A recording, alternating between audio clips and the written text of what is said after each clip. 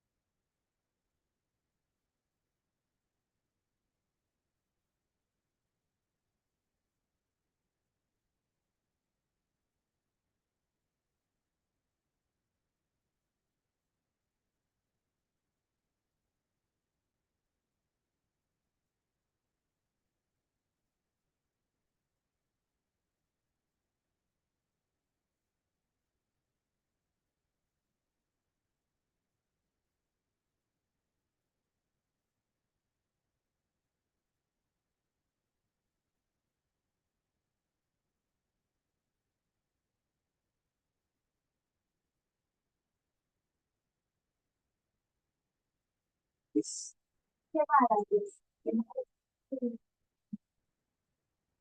So you was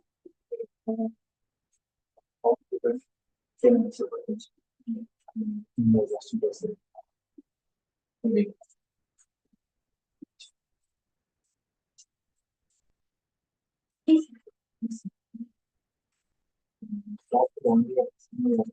for this. I think you have absolutely. When you compare with the beginning,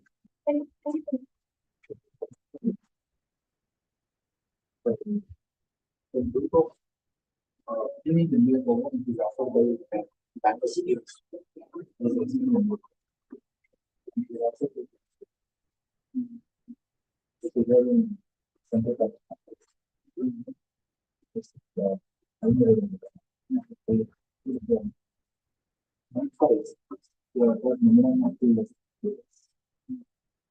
And classes will be 6:30 to 8. This is very common.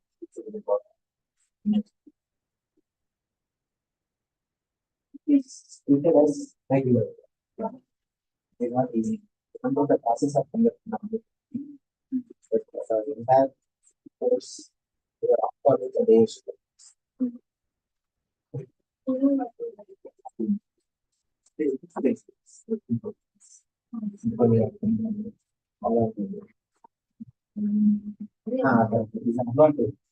need not waste your time. Spend another 2 years.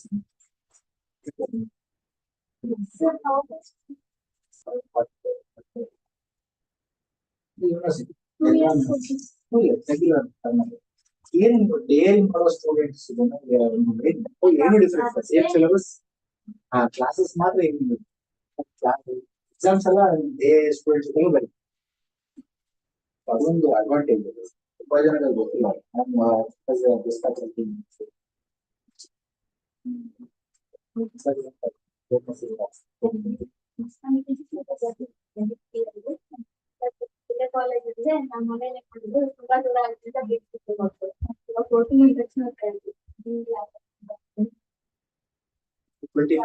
guys have 2 years.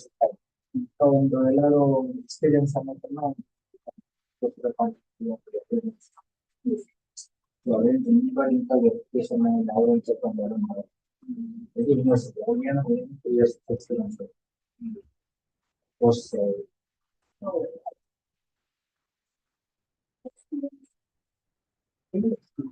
work experience. And allowing experience. I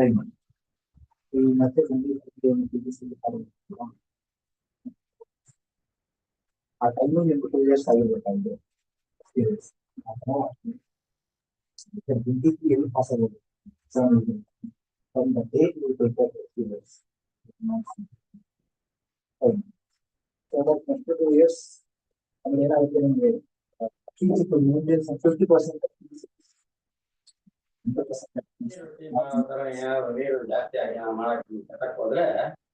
First year is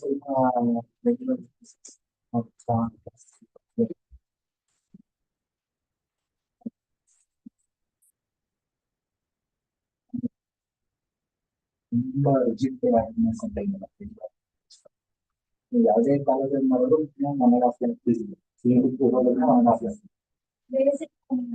1.5 lakh fees is fixed for any college through PGCET.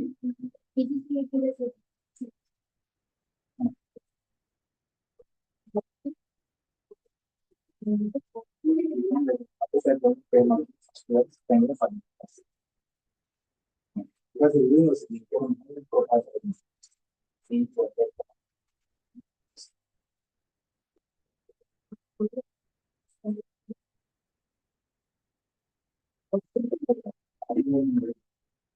work our college. And degree I work for 5 years.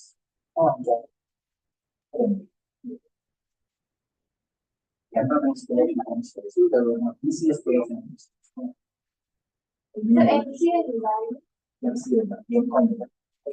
unique but NCA. But one suggestion is of MCA can think of anything. If you do management course, not specific. Anybody with a corporate company needs to have MCA. Opportunities.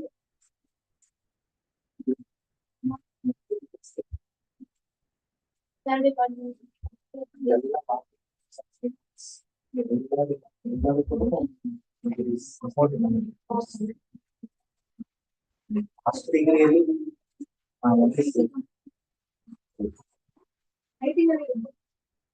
here I can marketing skills very less than this year. And do marketing stuff like marketing with this year. You can think of software, marketing.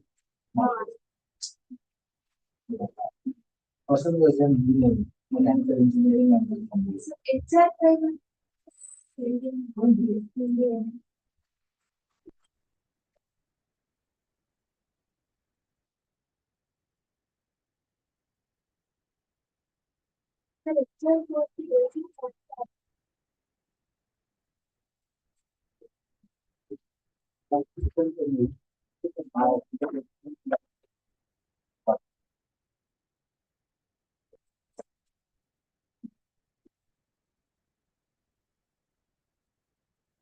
Consultancy firms to equipment for it. Usually, of software, some of the consultancy firms. For it. Traffic ಕಷ್ಟ for it. The fullness will be still payroll. ಸ್ವಲ್ಪ ಜಾಸ್ತಿ ಸ್ವಲ್ಪ legal ಲಾ ತುಂಬ deep really up to that extent. Legal protection. In terms of mastery, I thought on memo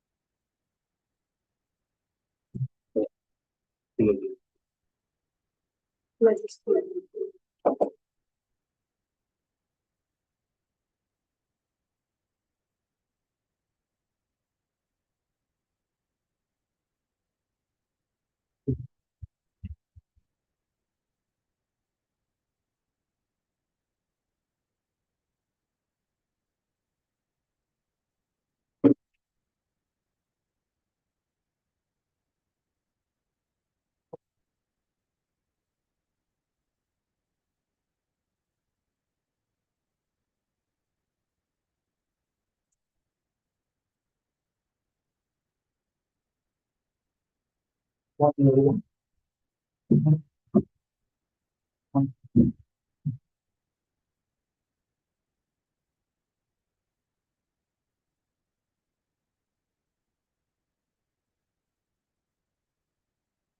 people who are connected online, am I audible?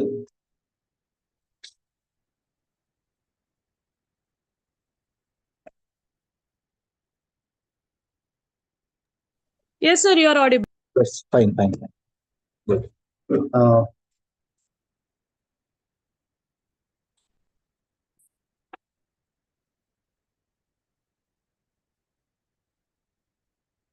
Okay, so I'll be dealing with a small topic of the general studies subject, uh, part of statistics.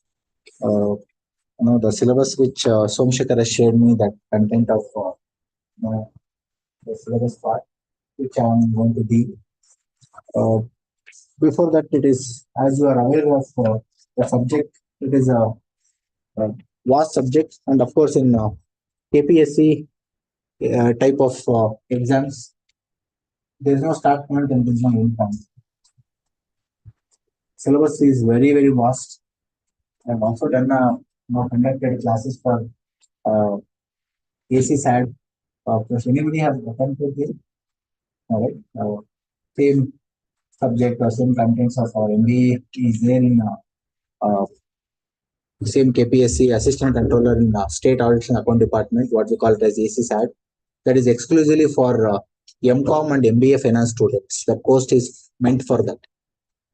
So the syllabus is again same of our MBA syllabus. So conducted classes for that. Here also one batch is going on in Topper IAS, and in 2020 also conducted a few batches for them. Now coming to this part, statistics part, you are aware of the basic thing of statistics. It is more of collection of data, interpretation, and systematic presentation of data is called statistics. Okay, so people talk about, do you have any statistics? Do you have any? Or I have a statistical data. I have a statistical report. Okay, so based on that, we are collecting the data for our required problem, and we tabulate as per our requirement. After collection of data, we need to tabulate, and we need to present it in the form of graph or pie chart or any kind of tabular form. And finally, we are going to do interpretation, like analysis using some of the statistical tools, mean, median, mode, or standard deviation, variance. So RER is a better measure of train competitiveness than NER. NER does not. Please, okay, switch off your audio. Whenever you have any doubts, you can ask for doubts. Stop in between, and you can clarify your doubts. Okay, so that is what we call it as the statistics part. After interpretation, we are giving a solution for the problem identified, and that's the complete process of statistics. So how to start with this particular syllabus?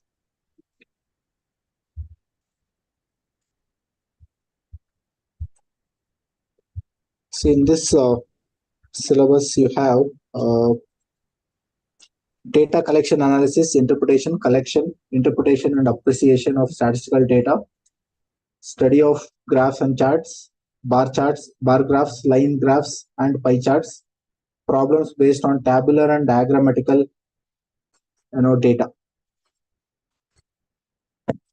So after collection of data, we have different methods. Any idea what are the methods of collecting data? How do we collect the data? In what way we can collect the data from different sources? For any research work I am taking up, okay, I wanted to do a study. Like say, for example, we have a problem of traffic. Traffic problem is a major problem in Bengaluru. I wanted to do a study on the traffic issues in Bangalore. This is my topic. Okay, I need to collect data regarding that. I need to go do some interview to people who are facing this particular problem. Okay, so I will frame some questions as per my problem, and I will also frame the objectives for my problem or topic. Every topic, every problem will have to have some objectives. Like even for you people, whoever has taken this exam, KS exam also have some objectives. Without any objective, you have not taken your course or your exam. Okay, any silly objectives or serious objective doesn't matter. It is an objective. Some 2 to 3 objectives are there. There are people who wanted to go higher level in the same post, uh, or get some monetary benefits, get some, uh, what to say, uh, a kind of administration level jobs, government role, government responsibilities. All these are all the objectives. Okay, to satisfy my objectives, I'll frame some of the questions and collect the data from the respondents. I can collect the data from two different sources. One is primary data and secondary data. Primary data is I will go to specific people who are facing the problem of traffic in Bangalore. I'll collect the data from them. What is their opinion? What and all they are expecting? What should be the possible solution? All that, I'll collect some data from them, and that is called primary data. Okay, that data what I'm collecting, it is meant for only my problem, what I've defined and doing this particular research. So that is called primary data. Like there are different modes of collecting primary data. You can also collect it from telephonic interview, as you are getting some of the calls from different companies and asking some feedback survey. Okay, even if you open YouTube and Amazon or Netflix, after a few times they'll ask for some survey. It is nothing but a primary data. And structured interview, mailed questionnaire. You can send a mail. Please.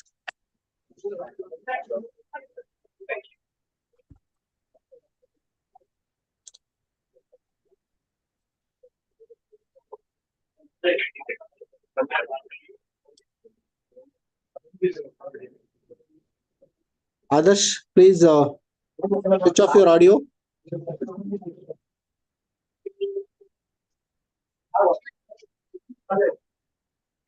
Adarsh, yes, fine. Thank you.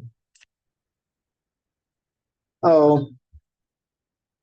so after collection of data from different sources, primary data, and the next is secondary data, which is available in the sources. Like you have published articles, journals, websites. So many documents are available, which is already collected by someone else for some reason, and you can use the same data for your study if required. So both primary and secondary data has been collected for a particular research problem. Either individually you can go for only primary data, or you can go for secondary data, or you can go with both primary and secondary data collection for your research work. After collection of data, you need to go for tabulation, like classification of data using different requirement. Okay, that is a big process again, tabulation of data. And based on the tabulation, you are going to segregate and present it in the simplest form of graphical or any other uh, diagrammatic representation in the particular requirement. So to start with, I can take one problem which was asked in the previous exam.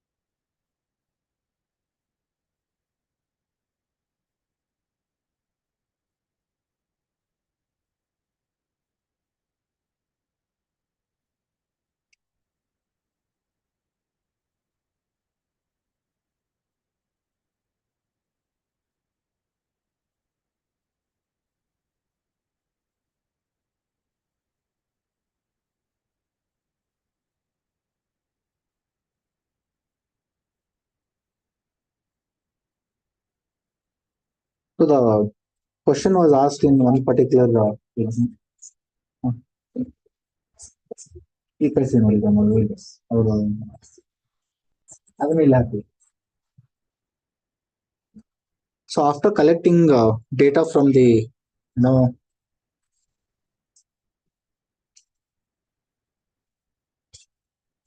respondents, and they've done the graph in the problem in the question paper, they've asked the graphical PDF ಅಲ್ಲ ನಾವು tick ಹಾಕಿದ್ವಿ highlight ಕಳಿಸಿದ್ವಿ ನೀವು ಕಳಿಸ್ಲಾ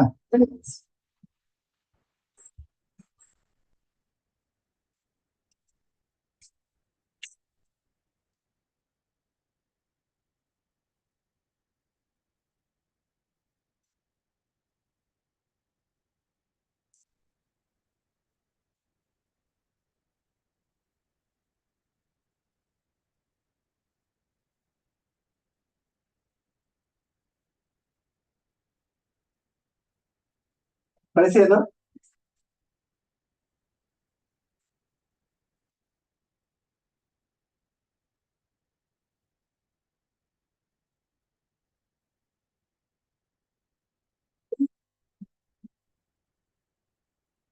This was a question asked in one of the exam. It is a part of your statistics, but it is more of like a logical reasoning question type. They give you one particular data, and from that particular data, they can ask from 3 to 4 questions. Like in entrance exam, they usually give this type of the bar. See, preparing the bar diagram is also a part of your statistics. They can give you the problem and ask you to draw a bar diagram or pie chart and solve the problem, or they have given here bar diagram and you are asked to calculate the questions which are given. What was the percentage increase in the foreign exchange reserves in, see the given data is from last 91 to 92 to 98, 99. So 8 years foreign reserve data is given. Forex reserve, what we call it as, every country will have forex reserve for their economical requirements. So that data is given in terms of US dollar in millions, and based on the data we are supposed to calculate the required information. So how do you want me to solve this one? I'll take the particular problem. I think people who can also see it in the I'll share the material. I've already put it in the Telegram. This you can refer. You can directly go for solution part. Percentage increase in the foreign exchange reserves.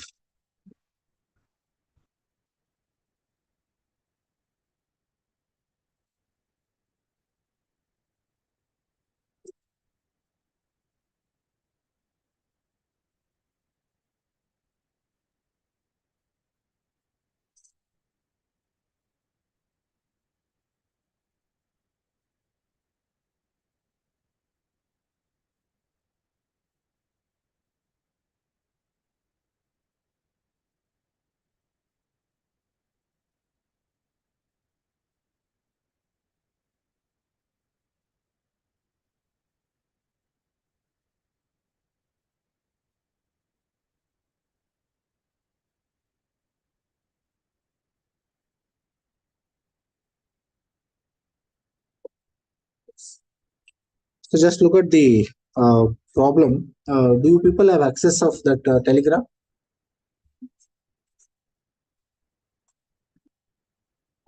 Okay.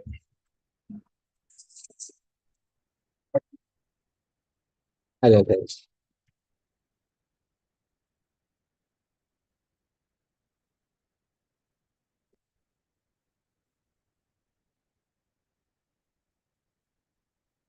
So 91, 92, 2640, 92. Please take down. 37.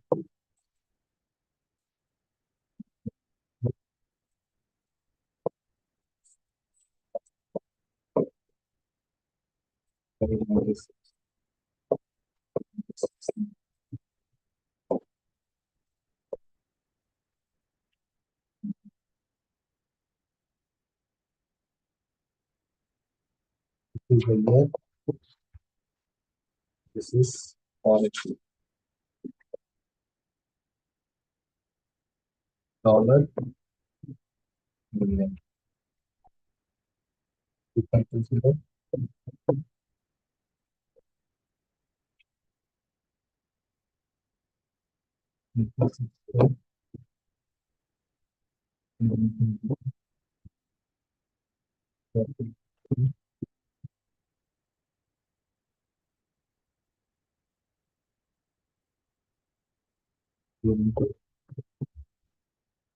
this is a data which are converted into tabular form, which was there as it is in the graphical solution or in the form of a bar chart.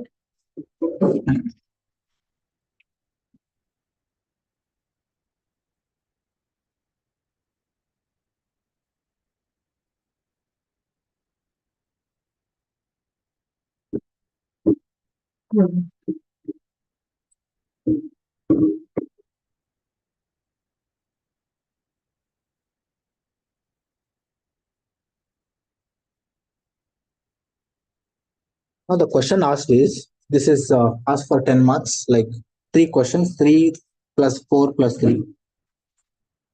3 plus 4 plus 3. The first question for 3 marks, second is 4, and third one is 3 marks. The first question again is very simple. What was the percentage increase?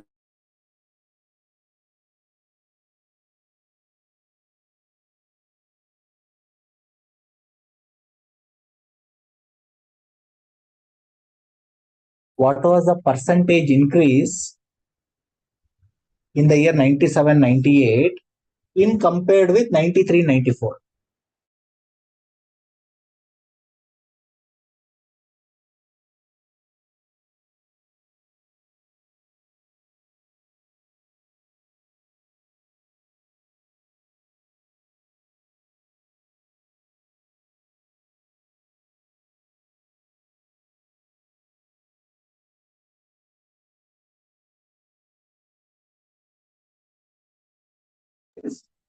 If you see 5040 minus, or you can write solution, we can write the formula percentage increase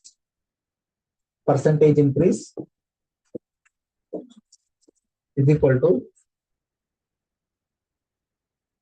value in 97-98, value in 97-98 minus value in 93-94 divided by value in 93-94 into 100 multiplied by 100. This entire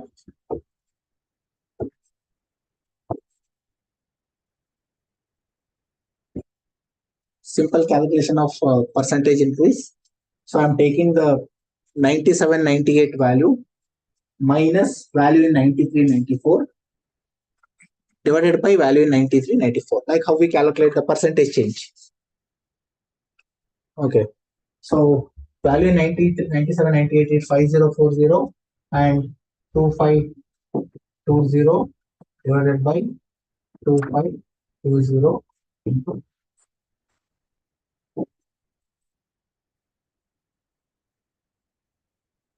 So 5040 minus 2520. I think in your exam, normal calculator is allowed, right? No calculators are allowed. But that's fine.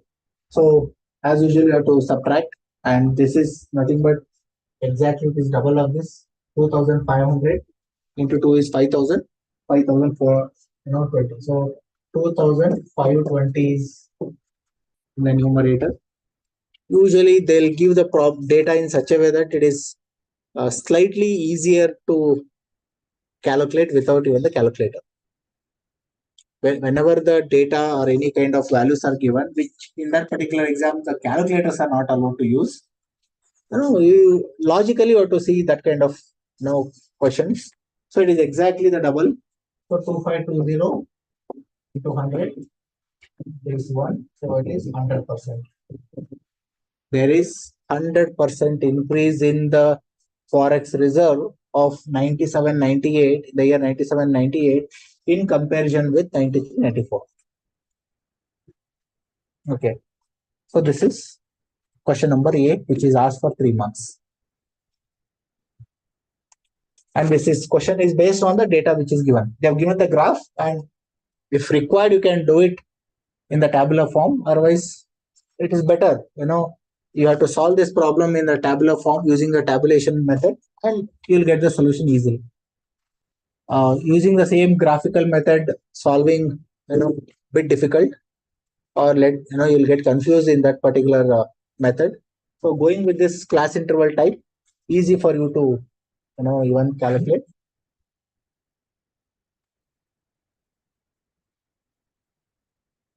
Clear? Any doubt? Any confusion? Okay. How the marks are distributed? Will they give based on steps or correct answers? No, sir. Actually, when it comes to when we does a lot of valuation in our MBA, I'm actually working as MBA professor in MBA department, NITEM National Institute of Technology. I've been teaching this subject from last 16-17 years. Same subject, different universities, different courses. Compared to our regular MBA valuation, your KPSC valuation will have slight difference because of the requirement. Government interference will be there, and lots of other things will be there. But as a whole, when you see the marks, like for example, if the question is for 10 marks, and they will also have a scheme. Like, if you solve this, I am preparing the question. The person who set the question also need to set the scheme. Scheme is different, solution is different. Together we call it a scheme and solution. Scheme is, see, this is a solution. While giving a scheme, what I will do, for this I will give 1 mark to write the formula. The question asked is, what is the percentage increase in the given data, right? For this, I am giving in the scheme, if a student writes this formula, I am giving 1 mark. Substitution, maybe I can give 1 mark. And final answer. This is how this 3 marks question can be, allocated as per the scheme. Not necessarily in the same pattern, depends. See, finally, remember one thing. In the statistics or in the numerical subjects, your final answer matters a lot. However, the best methods you use, steps, formula, all that is fine. But when you don't have a correct answer, which is matching with their scheme or solution, okay, straight away the percentage of people will not have a sufficient time when they are evaluating where you have gone wrong. That is not their job. When I am sitting for evaluation, I will see my first question, A question should be 100% increase. I'll see whether it is 100% is there. Remaining things will be by default in the place. No need to verify. I need not verify whether the difference is correct. If this is not correct, I will not even waste my time where you have made a mistake. Straight away I'll cut 2 marks. If you have written one formula, I'll allocate 1 marks. Just by default, these 2 steps will get 0 marks. Definitely, if you have not made any mistake in the previous 2 steps, you don't get a wrong answer here. Got my point? So only for formula you can get 1 marks, or sometimes even that is also not possible. So every question, the scheme is clear, because it is a public examination. People will ask for a kind of review or ask for any question, solution part. Possibilities are there. So to avoid that, they go with clear scheme. Anybody can straight away defend. When I am doing evaluation, I am responsible and I should defend Why I have given marks 1 marks for 3 marks out of 3. Whoever comes and asks, I will defend in the same pattern. This answer is not matching.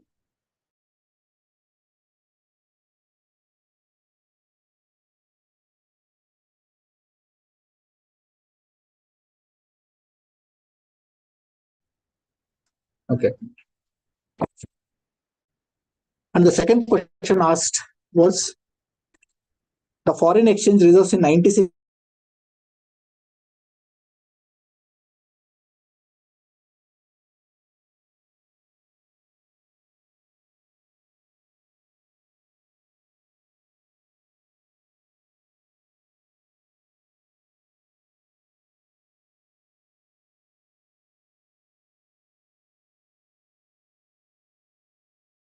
The forex reserve.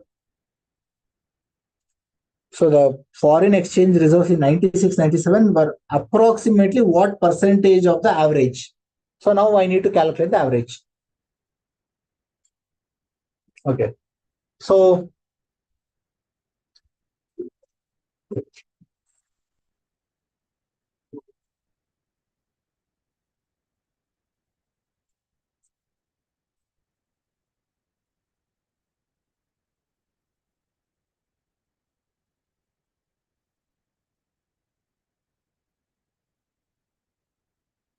if you take a total, the total comes 4320.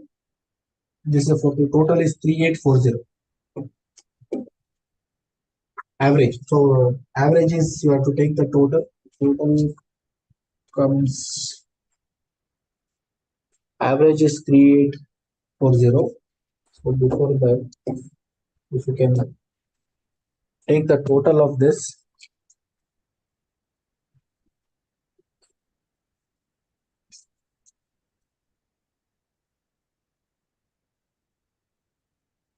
so if you take the total 2640 plus 3720 plus 2520 plus 3360 plus 3120 4320 5040 and 3120 27840. This is the total. All the 8 years forex reserve total is 27840. So average 27840, or you can also write formula average is equal to summation of x divided by n. Simple average, arithmetic mean. You can also call it as arithmetic mean. Summation of x is 27,840 divided by 8. So that comes 3840. This is the average forex reserve. 8 years data is given. And if you take the total, $27,840 million and divided by 8, you will get 3840. This is your average. And the question asked is 96-97 data. This particular number is what percentage of average? Sorry, 348. 3480, 3840. Huh? 348. 3480. 27,840. 3480. Correct. What percentage of this particular 97, 98, 96, 97? So 4320 divided by 3480 into 100.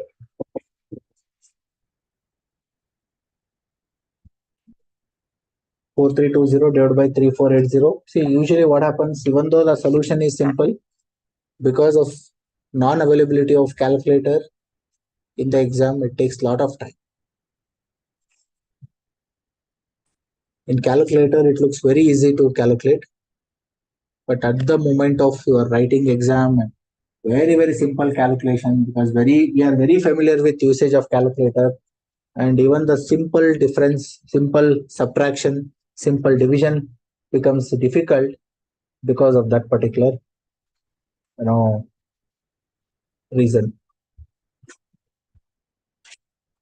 So you should have your own technique to simplify this. However, whichever the methods you are using, make sure that you are simplifying at the earliest.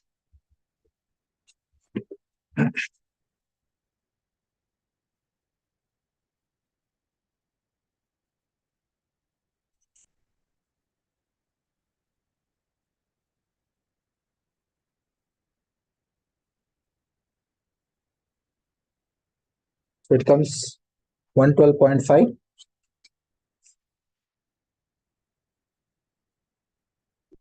112.5. So there is 12.5% interest.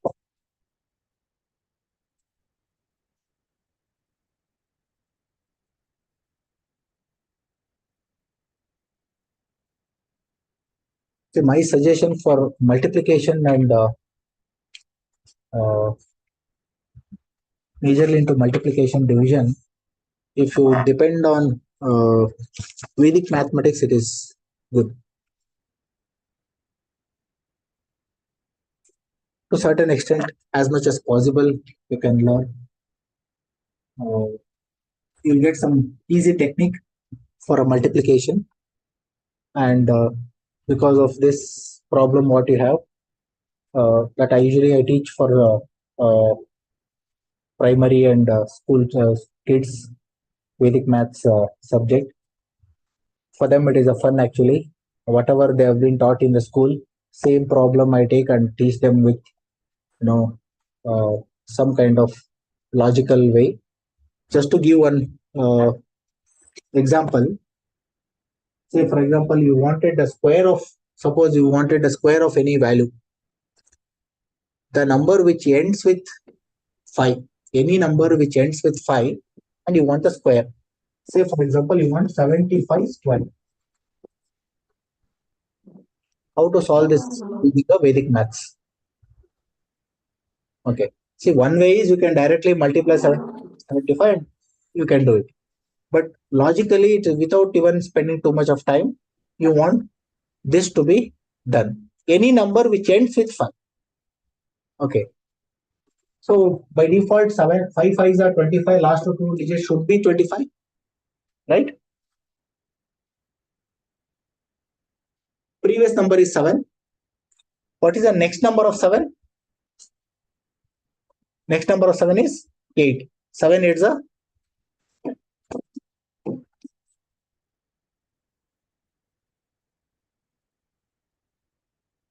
You can try with any number which ends with 5.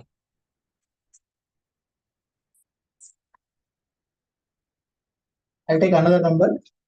Say, for example, you want 25. 25 square you want. Right? Last digit, anyhow, it is a 5. 5 5s are 25. So last two digits by default, it is 25. You have to see the previous number. Previous number is 2. What is the next number of 2? 3. 2 into 3. 6. 25 square is 626. Okay. Similarly, we have a multiplication. Just I'm giving you this particular hint so that you can. Sir, I have a doubt, sir. Yes. Sir, here the question is value in 96, 97 is what percentage of average? Average has come to 3480. The value in 96, 97 is 4320. Yes. How can it be 12.5%? They are asking, they are not asking increase. What is value. No, I'm not asking increase or decrease. I am just doing with the same number only. It could be increase or decrease. Value in 96-97 is 125% of the average, sir. Yeah, that means there is that also you can highlight or you can give the interpretation. 97-98 year is 112.5% or yes, 12.5% higher in terms of higher than the 93-94 or higher than the 12.5%. Yes.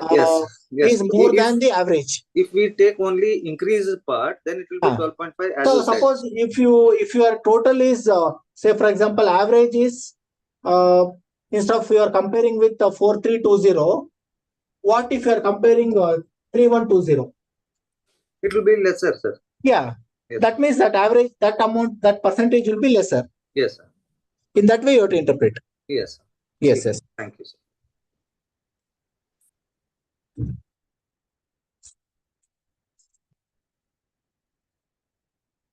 Right? Any confusion?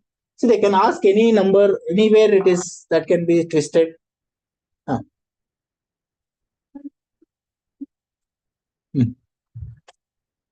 4320 divided by 3480. Not yes perfect. Now you have to try with calculator only. During your free time, how you can simplify this? It is coming 1.24, 1.24 something, sir. 112 point? 1.24, 1.24 something, sir. Okay. Yes. 4320 divided by 38. Oh, I have taken 3840. That's why it is. Yes, correct. 4320 divided by 3480. That is 1.24.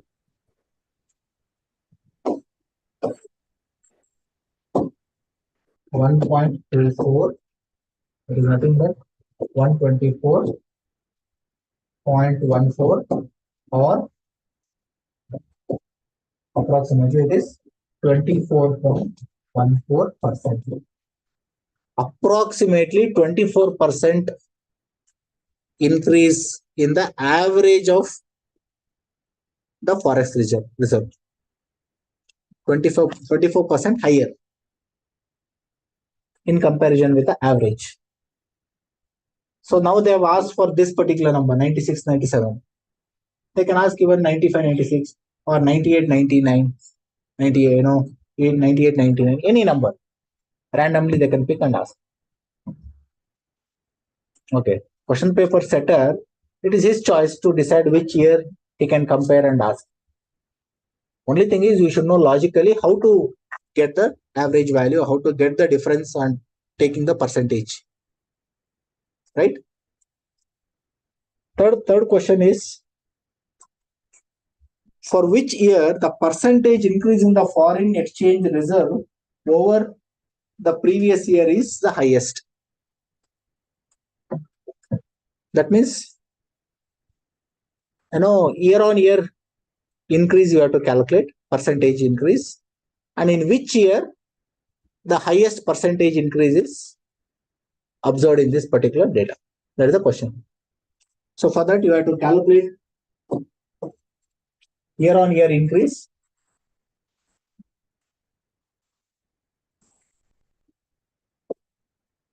percentage increase,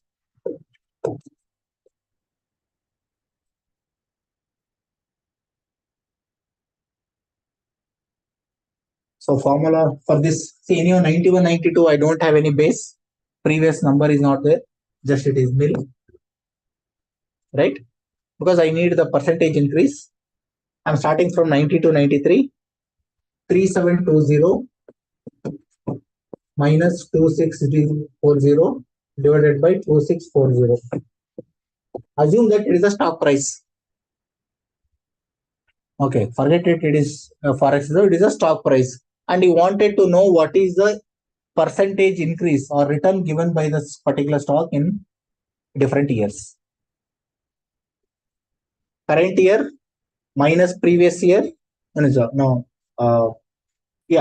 year minus previous year divided by previous year.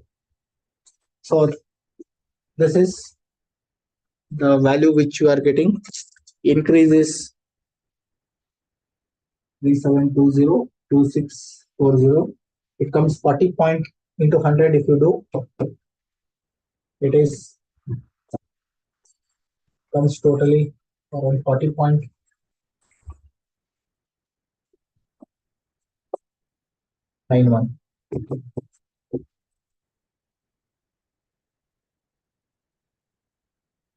40.91%.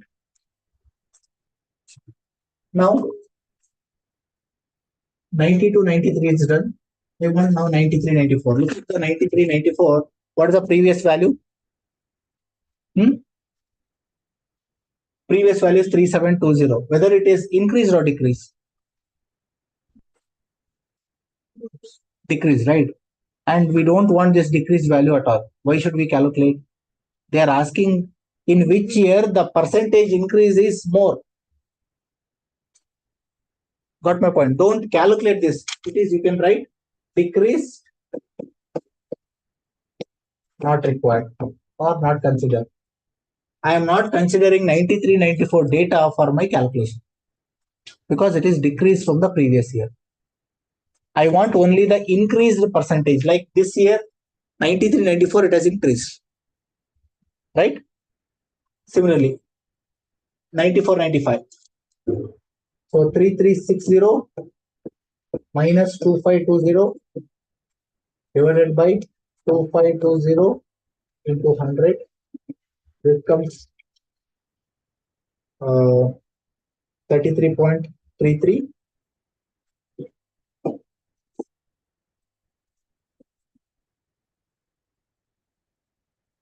If it increases only, I will consider. Otherwise, again 95, 96, same, but not considered because it is decreased.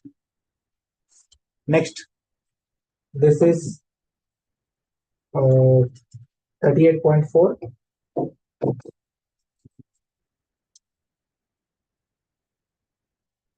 And 16.67. And this is not considered.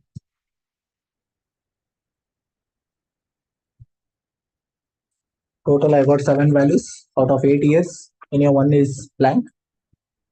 And I'll get 7 data. So out of 7, 3 are not considered.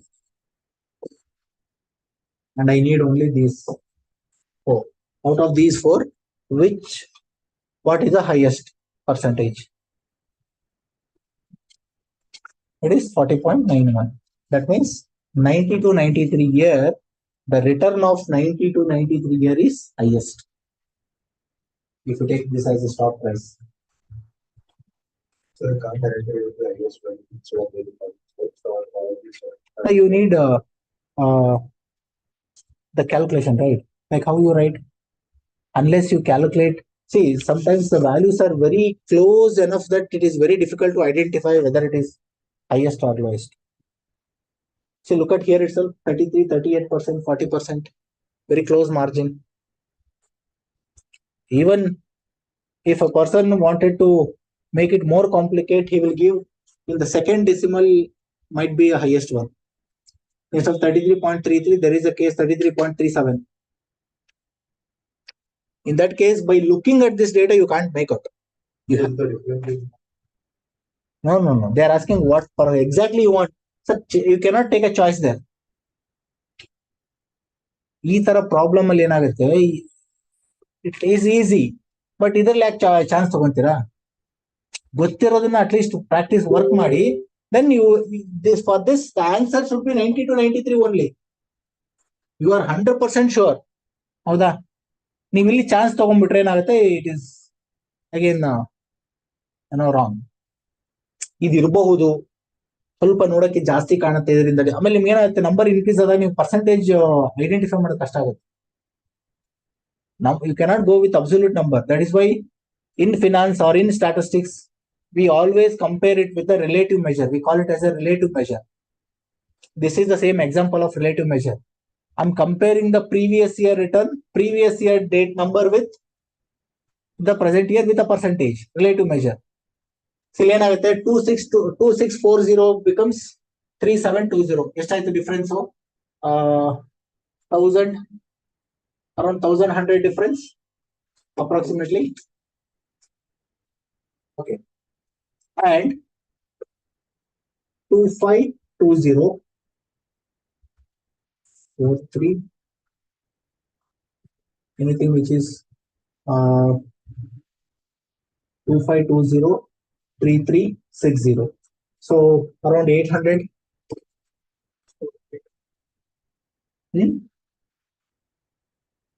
Which one? 4320. 5040. It is 700 something. 720. If you compare 1000, 100, 800 and 720, it is called as absolute comparison. Absolute comparison is not at all recommended. Best example. Which particular marriage which you have seen is the best marriage heard about or anyway in terms of expenditure? ಯಾವ ಮದುವೆ ತುಂಬಾ ಅದ್ದೂರಿ ಮದುವೆ ಅಂತ ಅನ್ಕೋತೀರ? ಅಂಬಾನಿ, ಮುಖೇಶ್ ಅಂಬಾನಿ ಮಗನ್ ಮದುವೆನಾ? ಹೌದಾ? Everybody talks about Mukesh Ambani's son's marriage. He has spent 12,000 crores. One of the richest marriage in India. Howda? But I call it as one of the poorest poor marriage in India. As a finance guy, I cannot call it as richest marriage. What you people have done for your sister or brothers or cousins marriage, that would be a better or richest marriage. Got confused. Sir, 12,000 ಕೋಟಿ ಖರ್ಚು ಮಾಡಿದ್ರು ನೀವು poor marriage ಅಂತಾರೆ sir. ಎಷ್ಟು ಖರ್ಚು ಮಾಡಬಹುದು Mukesh Ambani? What is the net worth of Mukesh Ambani? 9 lakh crore. 9 lakh crore ಅಲ್ಲಿ take 12,000 crore. 12,000 crore divided by 9 lakh into 100 ಮಾಡಿ ಎಷ್ಟಾಗುತ್ತೆ? 5% ಇಲ್ಲ sir?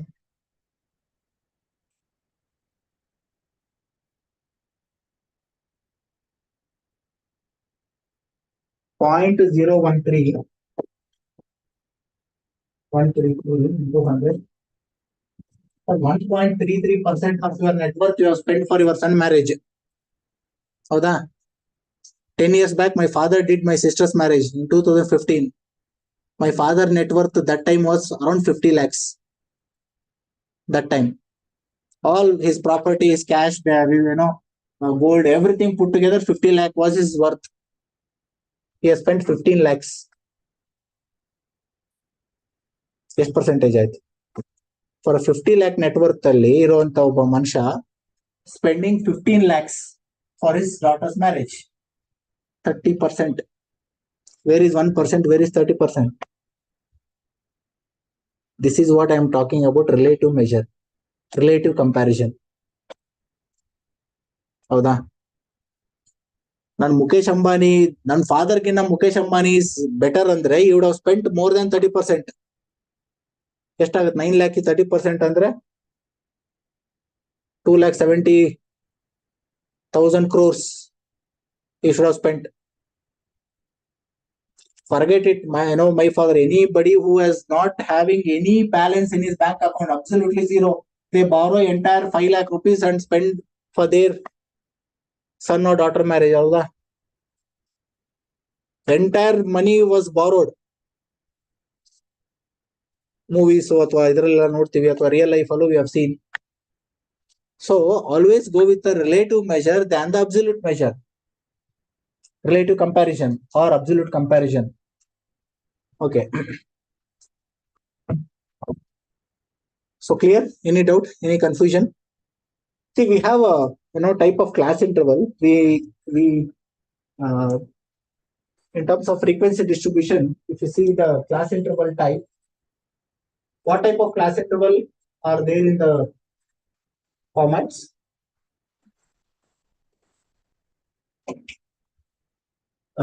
Say for example 0 to 10, 10 to 20, 20 to 30, 30 to 40. So, class intervals. We use these class intervals for our data tabulation. I have 120 students who have taken the exam, and all of them have scored different marks. And my HOD is asking, give me a report of your students' statistics, marks what they scored. I cannot take all 120 students' marks and give it to HOD. Nobody will understand. Instead of that, she or the HOD wants in the breakups. How many people are below 20? Below 20 is, in our case, out of 50 when we conduct, below 20 are treated as fail. How many are average? How many are above 40? If I do this class interval and put this number 0 to 10, there are 7 students. 10 to 20, there are 21 students. 20 to 30, there are 48 students. 30 to 40, another 40 students. So 50 and 88, 98, 108, 109, 1916, and 40 to 50, 4. So total 120. The smart portrait is, he will have an fair understanding of comparison. There are in which particular area the maximum students are falling, which class interval. Okay.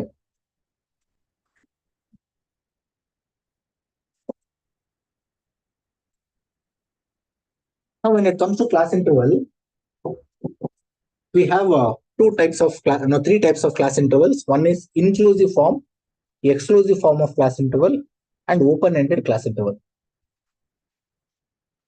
As a statistician, you should decide which class interval you have to use for your data tabulation. There is no fixed class interval form. For this type of marks comparison, I use this exclusive form. There is another type called, this is called as exclusive form. Why we call it as exclusive is, all these upper limits 10, 20, 30, 40, 50 are excluding from this class interval, but it is included in this class interval. Suppose if a student has scored exactly 10, where should I put him in which class interval? If a student scored exactly 10 marks, where should I put him in this class interval? It is 10 to 20, not 0 to 10. Because here 10 is excluded, but 10 is included here. 20 is excluded, 20 is included here. It is called continuous class interval series. Whenever you have a data which is of continuous frequency distribution, or you require it for continuous purpose, then you can use this class interval. There is no gap. Any number without any issues, you can put him. Suppose a student has scored 9.8. Possibilities are there. Student can also score 9.8, 9.5 he has scored. So I can put him this class. 9.5. 10 is excluded, but 9.9 is included up to here. No confusion at all. Another student has scored, say, 19.5. I'll put him in this class interval. Another type of class interval is inclusive form.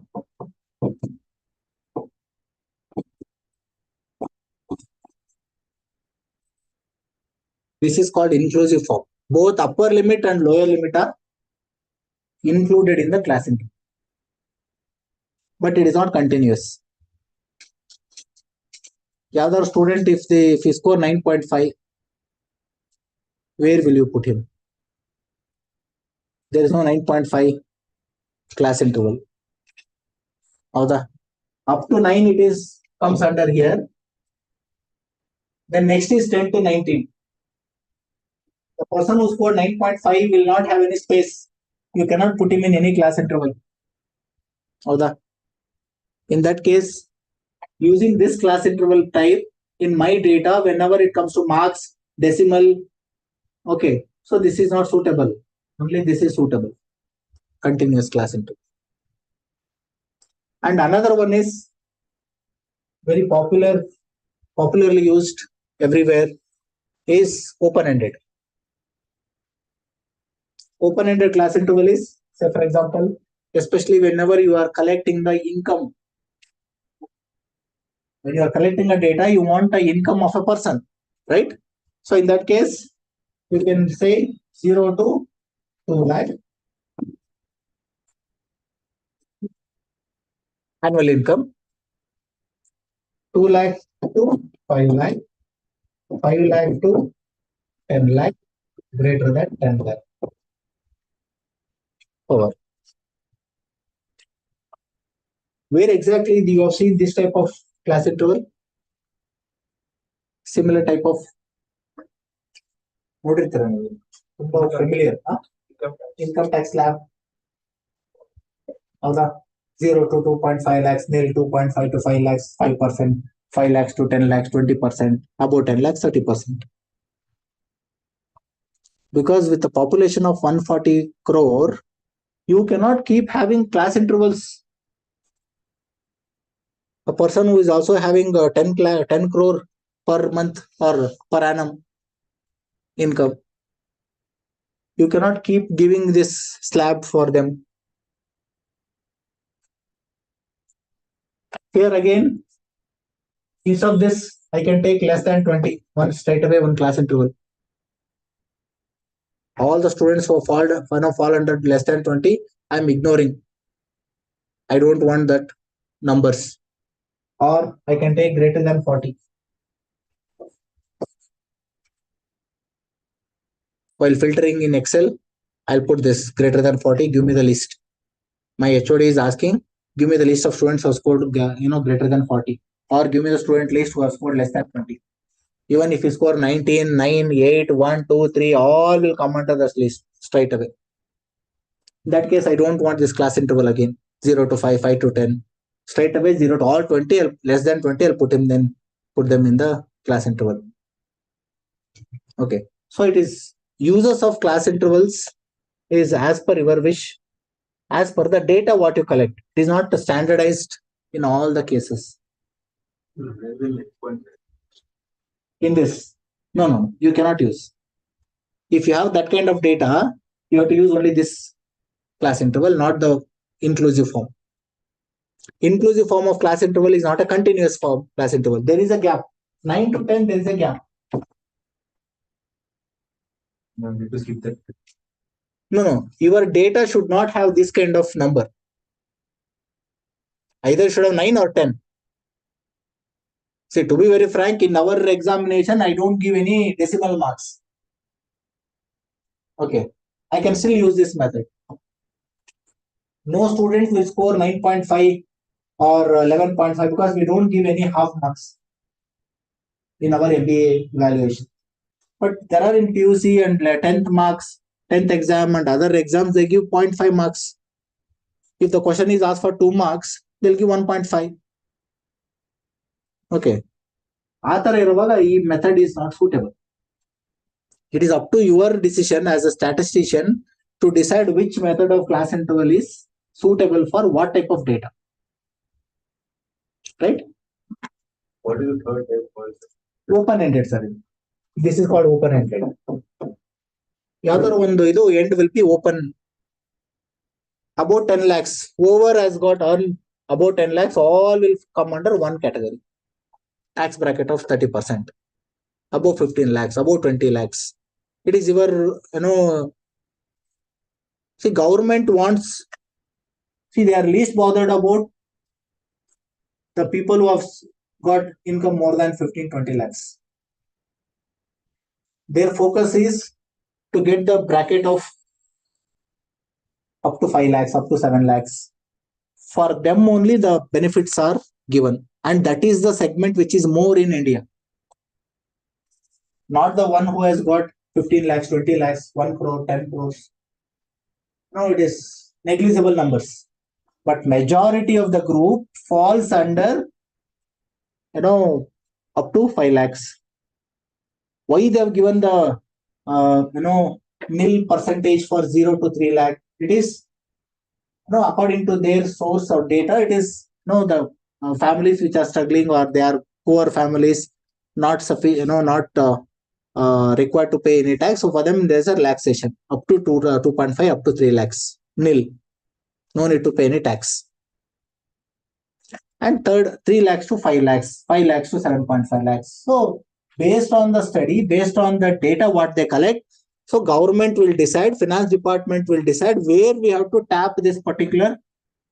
If I take any decision, if I increase or decrease the tax, it should be affecting the majority of the group, not only the smaller group which is getting benefited or which is affecting. There is no use. Any policy which they make, they will make sure that the class intervals form. ಯಾರು ಯಾವ category ಬರ್ತಾರೆ, ಎಷ್ಟು numbers ಇದೆ, what should be the measure to be taken.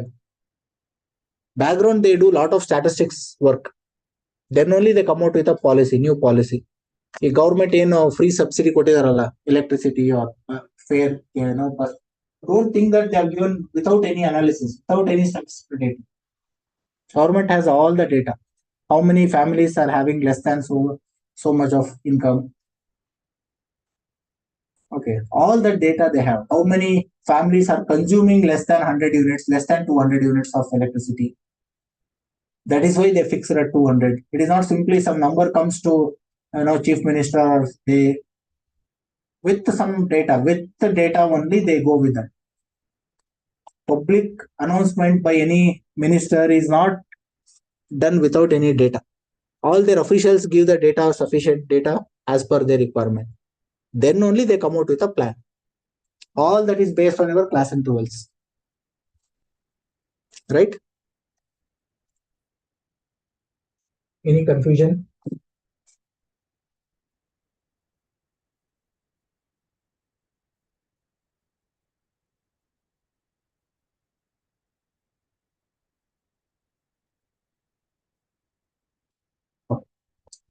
Now, this particular exam,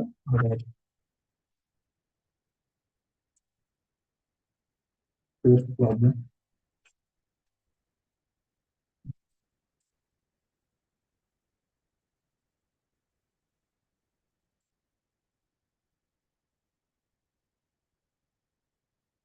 Yes, you can refer the problem number 5 from this. This is a tabulation method. The data is collected. In a sample study of coffee habit in 2 towns, the following information was received. Town A, females for 40%, total coffee drinkers for 45%, and male non-coffee drinkers for 20%. In town B, males for 55%, male non-coffee drinkers for 30%, and female coffee drinkers for 15%. Present the above data in tabular form. This is a question, but same question, same data I'll give. I can ask some 5 questions. Like this type of questions, you can also see it in the logical reasoning in any of the aptitude exams.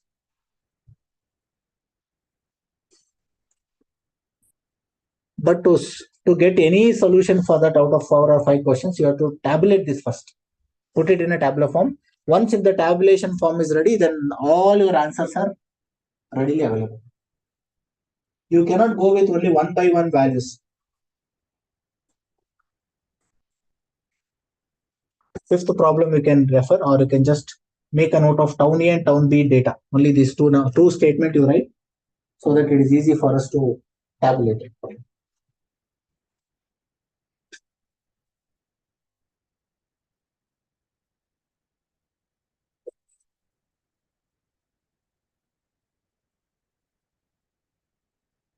Females for 40%, total coffee drinkers for 45%.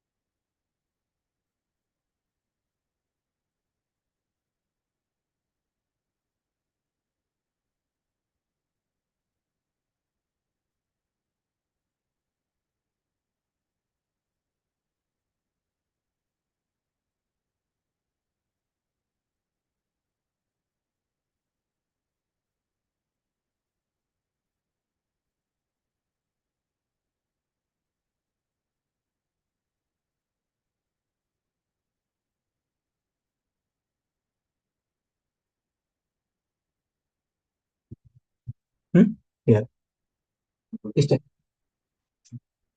Here you are. No. This question is asking present about data. I'll tell you how the question can be asked after getting the tabular form. I can tell you what kind of questions can be asked. Fifth problem I'm referring. People who are there on online, you can also take the screenshot of this and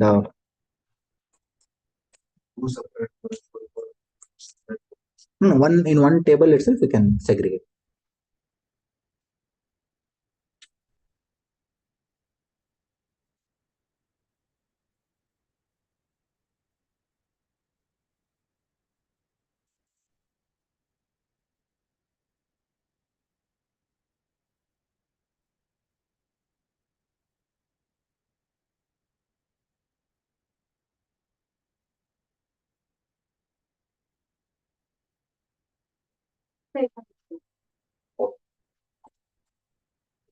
So now male, female, total. This is town A. Town B, male, female, total. So here it is.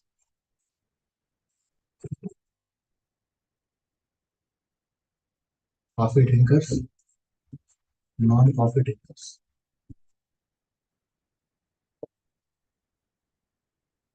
And total.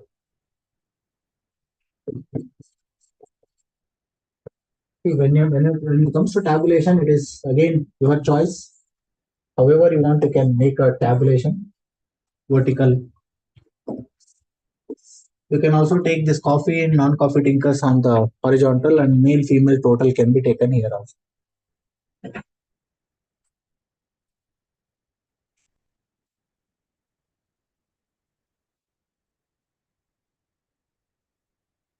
Now, first write the given values. What is the statement? First statement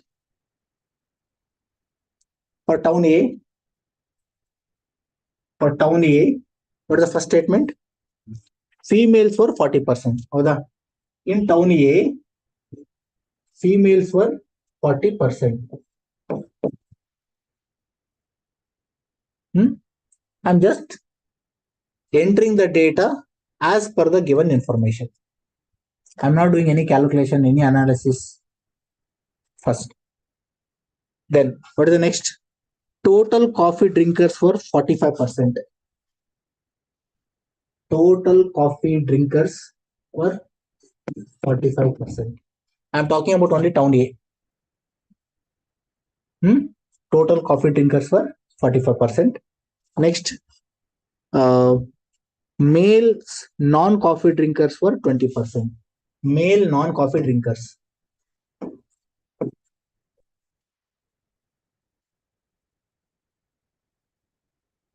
This is the first information for town A. Town B, males were 55%.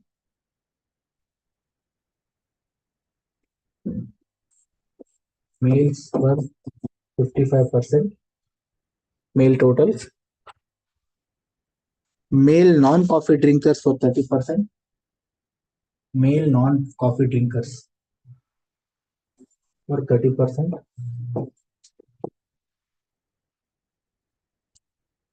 Female coffee drinkers were 15%. Female coffee drinkers were 15%. ಆಯ್ತಲ್ಲ?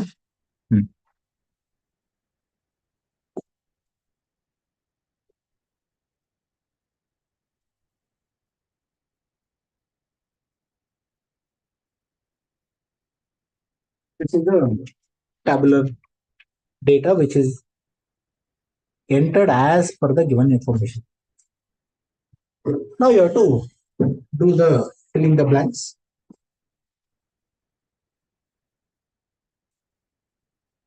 In town A, total should be 100%.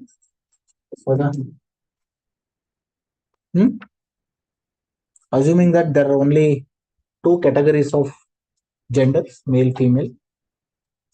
So no information is given. Third gender, transgender. So we are assuming that there are only two genders, so 100%. So if coffee drinkers were 45%, then non-coffee drinkers should be 55%. Females for 40%, male should be 60%. 60% male, 40% female, total is 100%. Out of 60% male population, 20% are non-coffee drinkers. So remaining 40% are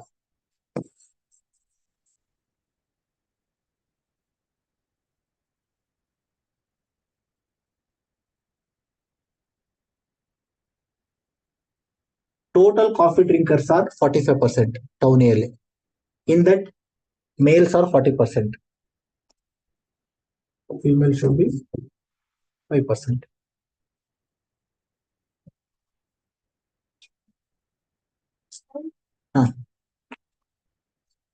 This one, right?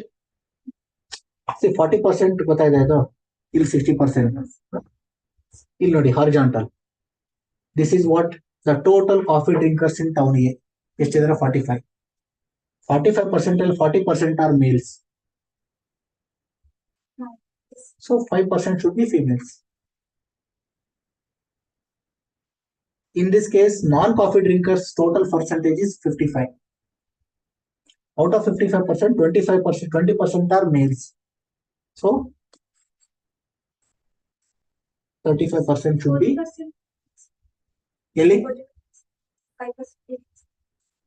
idalma. It's a given problem. E color enter madini all it's a given date.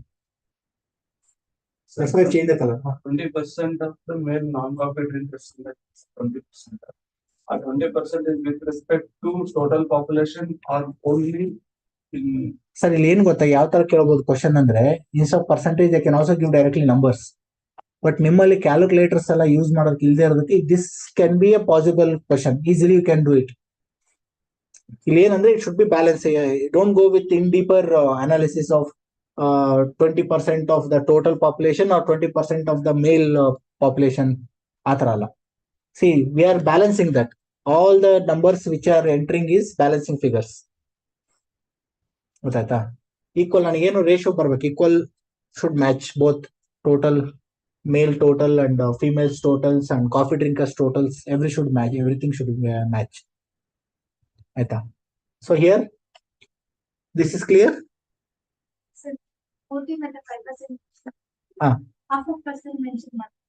ಹೆಂಗೆ ಅಲ್ಲಮ್ಮ half of ಅಲ್ಲ, ಇಲ್ಲಿ ನೋಡಿ ಇಲ್ಲಿ 60% ಇದೆಯಾ? 60% ಅಲ್ಲಿ ನಾನ್ coffee drinkers ಕೊಟ್ಟಿದ್ದಾನೆ 20% ಅಂತ. ಇನ್ನು ಮಿಕ್ಕಿನ 40% ಶುಡ್ ಬಿ ಕಾಫಿ ಡ್ರಿಂಕರ್ಸ್ ಇರ್ಬೇಕಲ್ಲ. See both vertical and horizontal should match. Got my point? It is not only horizontal you are matching 45% ಇರೋದನ್ನ 22.5 both male females are equal ಅನ್ನೋ ತರ ಅಲ್ಲ. Nothing to do with your equality. Got my point? The data should match with vertical as well as horizontal values. ಆಯ್ತಾ? So 60% is total male population in town A. ಎಷ್ಟು 60% ಇದೆ, ಅದರಲ್ಲಿ 20% ಅವರೇ ಕೊಟ್ಟಿದ್ದಾರೆ, they are the non coffee drinkers ಅಂತ. ಇನ್ ಮಿಕ್ಕಿರೋ 40% should be coffee drinkers. ಅವಾಗ ಏನಾಗುತ್ತೆ, in terms of number ಕೊಟ್ರೆ ಇಲ್ಲಿ ಸ್ವಲ್ಪ ಕಾಂಪ್ಲಿಕೇಟ್ ಆಗುತ್ತೆ. ಇದ್ರ ಬದಲು ಪರ್ಸೆಂಟೇಜ್ ಬದಲು ನಂಬರ್ ಕೊಟ್ರೆ then it is more complicated. Town A clear ಆಯ್ತಾ? Any confusion? ಟೌನ್ ಬಿ,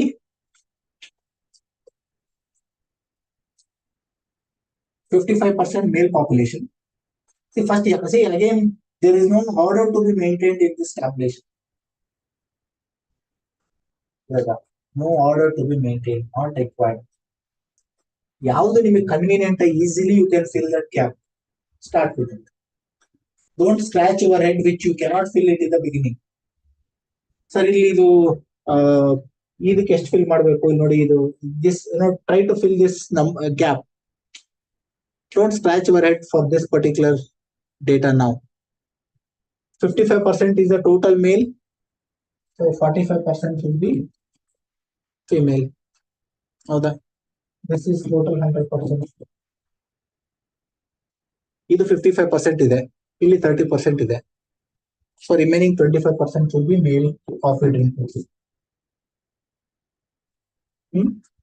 ಇದು 45 ಇದೆ, ಇದು 15 ಇದೆ. So this should be 30%. 30 plus 30, 60. ಇದು 60 ಇದ್ರೆ ಇದು 40. Over.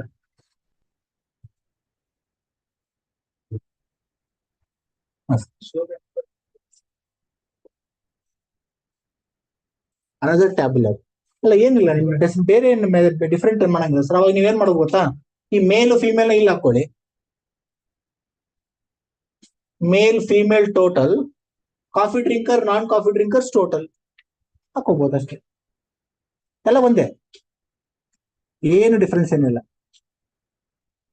Town A town B ಎರಡು ಕಂಪ್ಯಾರಿಸನ್ ಮಾಡ್ತಾ ಇದ್ದೀನಿ ನಾನು.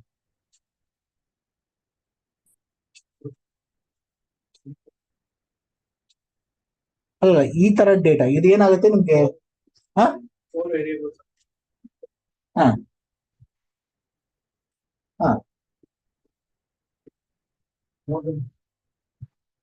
ಮತ್ತೆ ಸ್ವಲ್ಪ ಚೇಂಜ್ ಮಾಡೋದು ಕಾಂಬಿನೇಷನ್. ಇಲ್ಲಿ ಒಂದು ಟೌನ್ ಕ್ಲಾಸಿಫಿಕೇಶನ್ ಇದೆ, 2 ಟೌನ್ಸ್, ಅದರಲ್ಲಿ ಮೇಲ್ ಫಿಮೇಲ್ ತಗೊಂಡಿದ್ದಾರೆ. Then coffee drinkers and non coffee drinkers.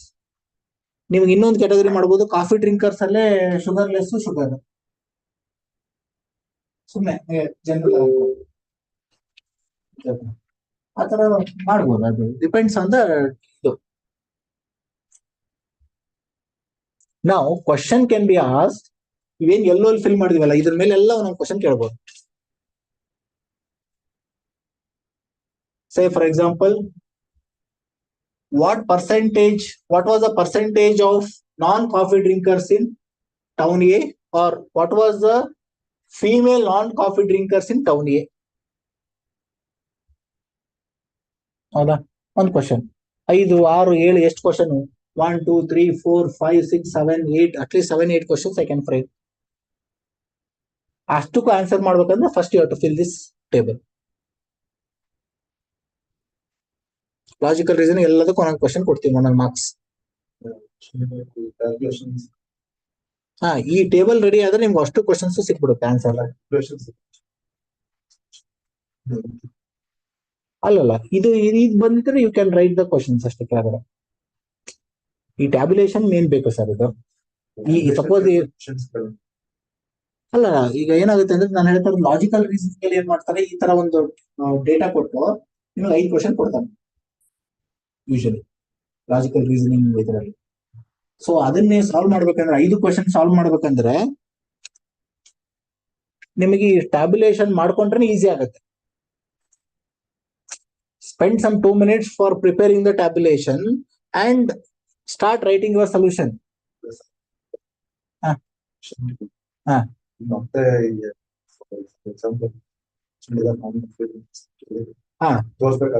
ಬೇಕಾಗಲ್ಲವ, direct ಈ ಟೇಬಲ್ ಬರ್ದಿದ್ರೆ ಸೊಲ್ಯೂಷನ್ ಅಷ್ಟೇ. Question number A, from the about table it is seen that 35% is the total female non-coffee drinkers in town. ಮುಗಿದೋಯ್ತು.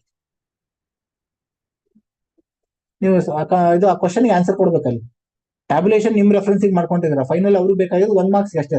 ಆತರ ಕೇಳಿದ್ರೆ ನಿಮ್ಮಲ್ಲಿ description ಅಲ್ಲಿ ಕೇಳಿದ್ರೆ to show the calculation, this is a working note. ನೀವು ಇಲ್ಲಿ ಬೇಕು ಅಂದ್ರೆ you can show more calculations. ಯಾಕೆ ಇದು 40% ಬಂತು, ಇಲ್ಲಿ ಬ್ರಾಕೆಟ್ ಅಲ್ಲಿ ತೋರಿಸಬಹುದು. 60% minus 20%. ಹೌದಾ? ಎಲ್ಲರೂ 3-4 places you can show how you got this value. ಇಲ್ಲಿ how you got 25%, 55 minus 30%, ಆತರ. So that you will understand. ನೀವು when you are seeing this directly table, ಗೊತ್ತಾಗಲ್ಲ, ಕಷ್ಟ ಆಗತ್ತಲ್ಲ. How this number got, how you got 40%, how you got 55%. ಹೌದಾ? Any doubt, any confusion? ಇನ್ನೊಂದು try ಮಾಡ್ತೀರಾ? ಬೇರೆ ತರದ್ದು ಎಷ್ಟು ನಂಬರ್ ಇದೆ ಅದು.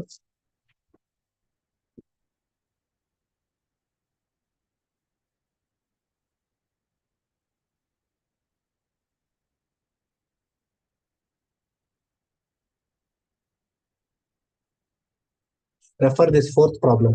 Present the following information in suitable tabular form, supplying the figures not directly given.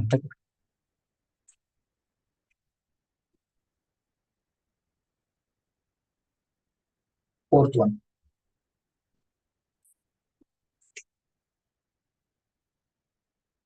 Yes. Fourth. Refer the fourth problem from the material which is displayed on the note board.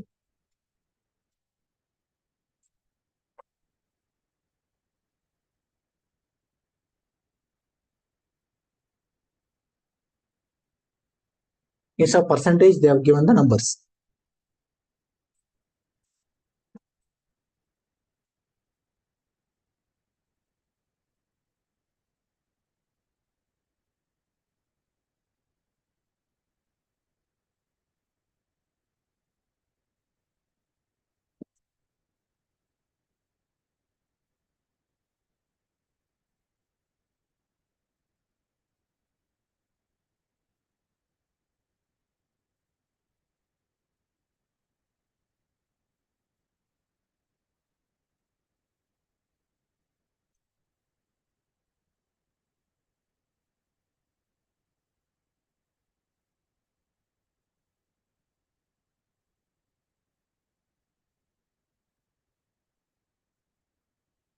So as usual, there are 2 years. One is 95 and 2022. Remember, like town A and town B, here it is 2 particular year. Men and women are there. And in place of coffee drinkers and non-coffee drinkers, here you have members and non-members of the. In the same pattern, you can make the tabulation form. 2 years you can make separate. 95 2022. Men, women total. Horizontal you can take members, non-members and total. Or if you are taking members, non-members and total in the vertical and horizontal, you can go for men, women total.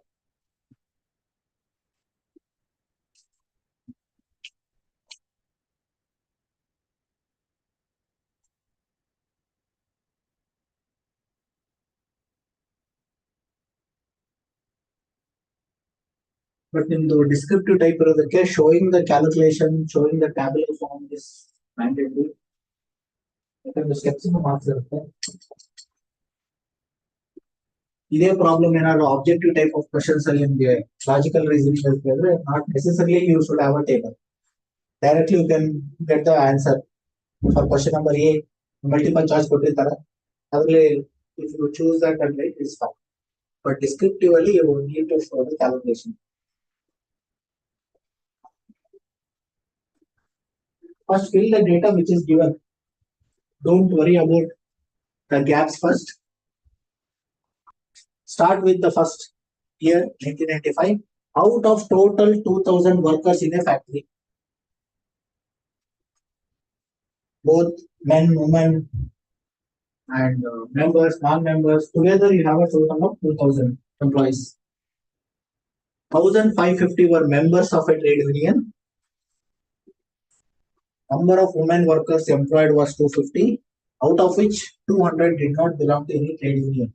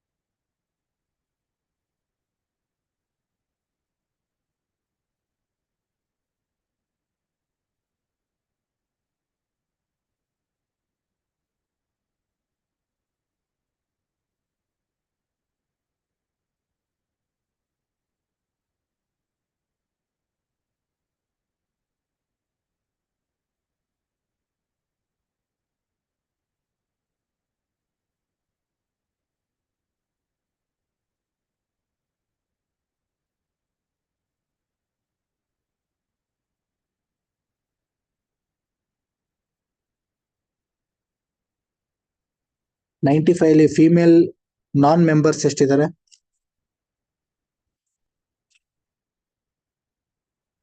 200. And 2000, how many male members?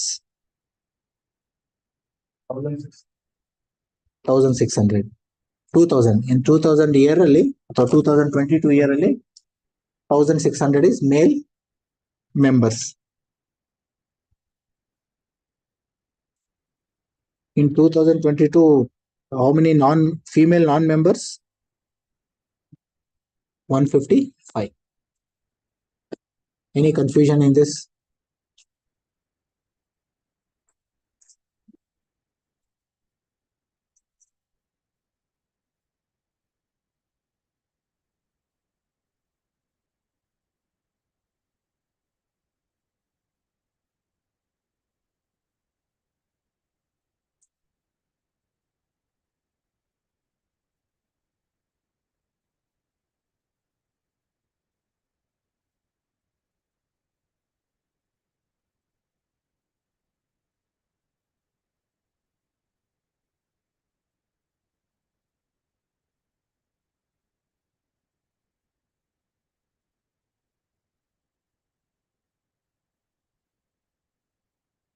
Refer that first problem. Look at that. They have asked you to calculate, or it is tabulate this frequency distribution by inclusive method, taking 4 as a magnitude of classroom. Specifically, they have asked you to tabulate this data using, see, ಏನು ಕೊಟ್ಟಿಲ್ಲ ಅಂದ್ರೆ it is your choice to decide, do the tabulation. Look at the second problem. Following figures relate to the weekly wages of workers in a factory. I think that you are just supposed to make this as a tabulation. Here in the first question, it's very specifically asked tabulation of 4 magnitude inclusive form of class interval.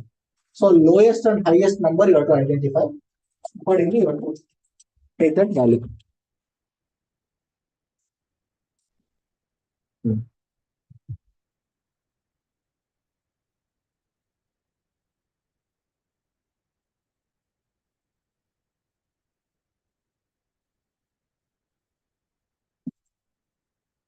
So it is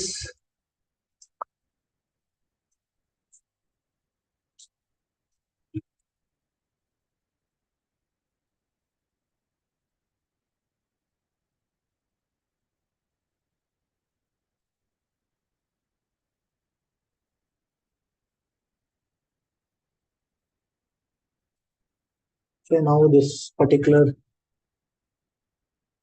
data will be put in.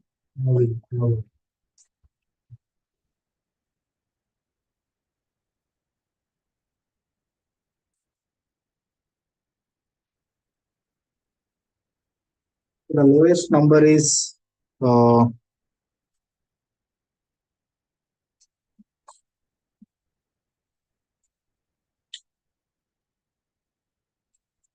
10. I think 10 is the lowest number. Yeah, 10 is the lowest number. So you can write class interval tally bar frequency.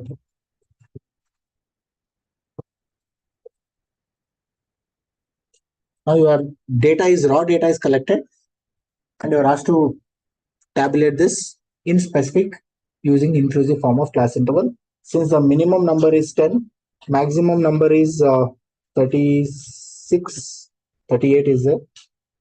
Okay, up to 40 we can go. So now inclusive form, I'm starting with the 10 to 13. Why it is 10 to 13? Class interval size 4 ಇರಬೇಕಷ್ಟೇ, ಹೌದಾ? And should be inclusive form. Exclusive form ಅವ್ರು ಏನಾದ್ರು exclusive form ಕೊಟ್ಟಿದ್ರೆ 10 to 14, inclusive form ಕೊಟ್ಟಿರೋದು 10 to 13, 10, 11, 12, 13. Next 14 to 17, 18 to 21, 22 to 25, 26 to 29, 30 to 33, 34 to 37, 38 to 41.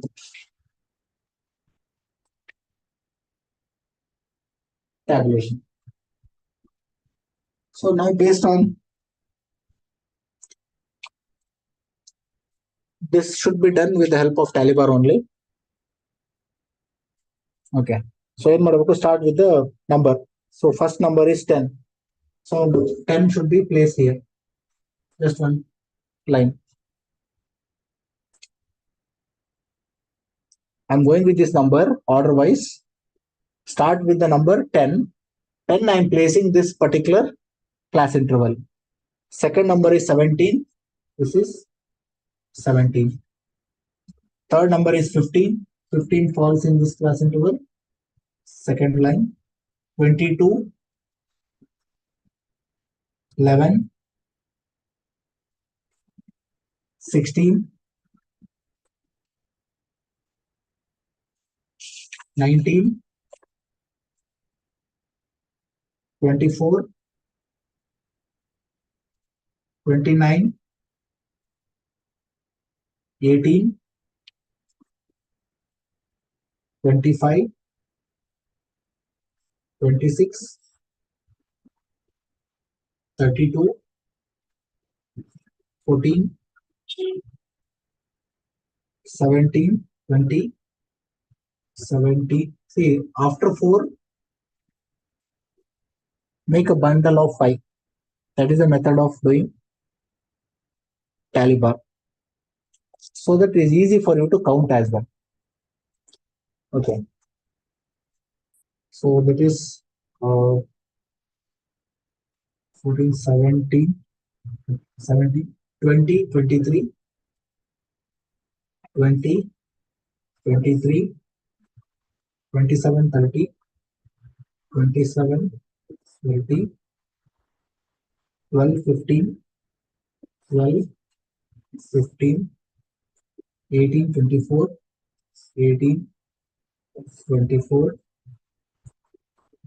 36, 18, 36, 18, 15, 21, 15, 21, 28, 33, 26, 28, 33, 38, 34, 38, 34, 13, 10, 13, 10, 16, 20, 16, 20,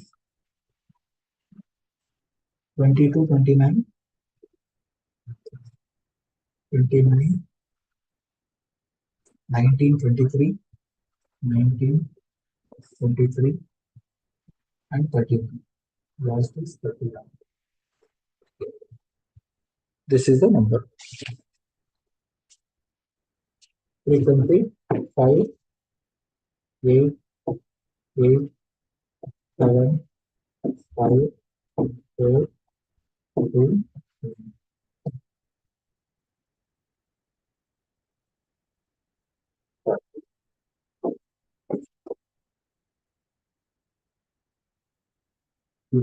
method of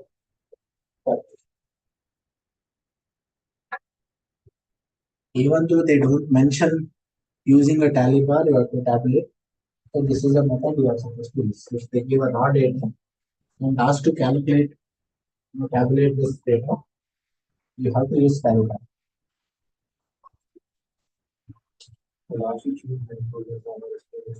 Or see, usually if they specifically ask, use inclusive form. Otherwise, go with exclusive form. It is your choice. On class interval, you can choose, preferably go with 5 or 10.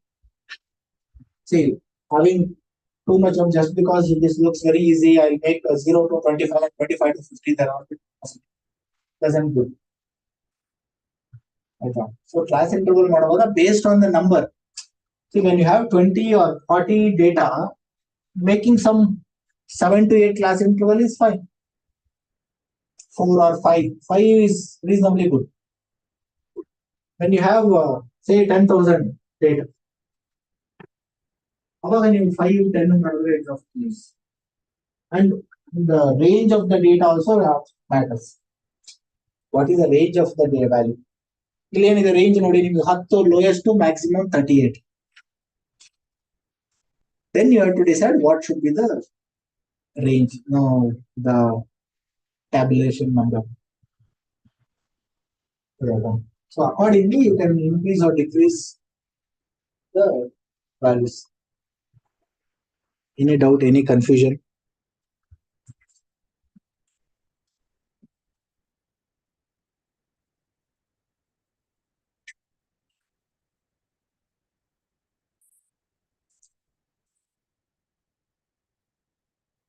It is also kind of presentation of data.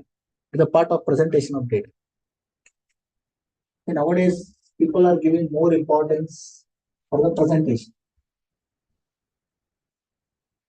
And that will be having higher demand, higher prices will be quoted.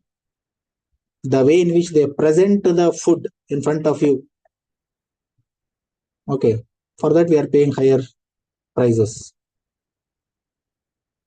Burger, pizza, all it is more of presentation than the taste and the food quality. All that is come secondary. The way in which they present in front of you, you go to any star hotel, their unique selling price or unique selling point itself is presentation of data. For them, that is the first priority than the quality or taste sometimes. So after collecting the data, how do you present and who are your readers to whom you are presenting also matters the data presentation. See, if I present this data, certain group of people can understand this. But certain group of people find it difficult if this type of data is tabular, you have to read, classifiable, for them, using a graphical method or pie chart, diagrammatic method, line chart. Okay. So that is more important when it comes to presentation of data. Who are your readers? Based on that, you can customize or you can change the pattern of presentation of the data. It cannot be same for all the type of data in the same pattern you have to present. Few places you need to present with the tabular with the numbers. Along with the numbers, you need to present it with a graph. Both are required. In some newspaper, you need not show both because they have a space constraint. For this separate space and one more graph, one more chart, they can't afford to give the space. Any one, either this form or even better one pie chart or one simple graph is enough to present. Newspapers, magazines. Okay. Now we ask the students to do a project report. Project report, I'll ask them to put this tabular form and also I ask them to put it in the diagrammatic and the graph or the other pie chart. Both I will ask because I want the student to know both the methods, both the data, because he has to submit at least some 50 to 60 pages of report. Or a space constraint. He can go up to 70, 80 pages, 100 pages of report also can be acceptable. In that case, I will ask two methods or two to three varieties of data can also be presented, where there is a no restriction on the space. But in most of the cases, space is a constraint. You have to do the background work, and finally you have to present. You do the research work, you collect the data, you do the analysis, final output you have to present, publish it in an article. Research article we publish. PhD thesis we publish the report. There I don't want to show all the data which is collected. It is my responsibility as a researcher to do collect the data and do the analysis, show that in the report. This is what I've done. And in the Viva, they will ask me questions. How did you collect the data? Who are your respondents? Why you have collected only these respondents? What is the reason? Data collection is also, techniques. We have different techniques in the sense of sample selection. We have two types of sampling techniques. Probability sampling techniques, non-probability sampling techniques. Suppose I wanted to study a research on student perception towards KPSC examination. I wanted to study, this is my topic, this is my research area. Okay, I'm taking Bengaluru as a region. What is the opinion? What is the perception of students' mindset of KPSC exam in general? I'll prepare the questionnaire, and there are lakhs together students who are preparing for this particular exam. I cannot go and approach each and every student and collect the data. It takes years together.